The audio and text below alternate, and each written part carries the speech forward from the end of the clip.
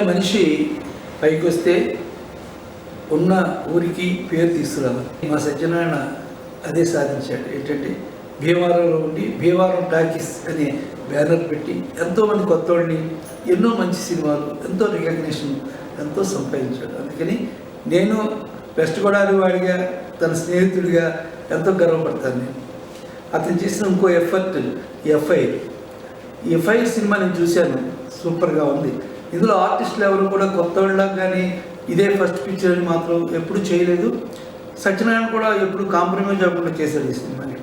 మెయిన్గా మనం అప్రిషియేట్ చేయాల్సింది ఏంటంటే దీని డైరెక్టర్ రాజన్ గారు. కొత్త డైరెక్టర్ అనే పేరే లేకుండా ఎంతో షార్ట్స్ అంత కన్విక్షన్గా, ఎంతో కరెక్ట్గా timing is important for director. అంత గొప్ప టైమింగ్లో మా సత్యనారాయణ ఇచ్చిన అవకాశాలను ఉపయోగించి త్వరలోనే తను నెంబర్ 1 స్థానానికి వెళ్తాడని నా ఆకాంక్ష. ఇందులో ఆర్టిస్టులందరికీ కూడా చాలా మంచి భవిష్యత్తు ఉండాలని నేను కోరుకుంటున్నాను.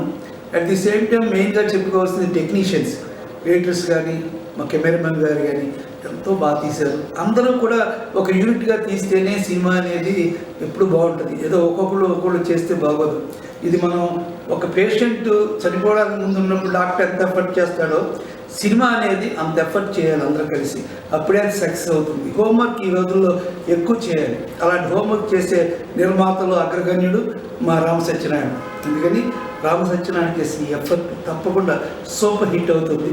మనందరం కూడా 100 days కలుసుకుందాం, దాని తర్వాత సిల్వర్ జూబ్లీకి కలుసుకుందాం. అందరు ఆర్టిస్టులు అన్ని స్క్రీన్స్లోనూ స్టార్స్ కింద కనబడుతుంటే నాకు చాలా హ్యాపీగా ఉంటుంది. ఎందుకంటే మన సక్సెస్ ఎప్పుడు స్క్రీన్ సక్సెస్ అంతే.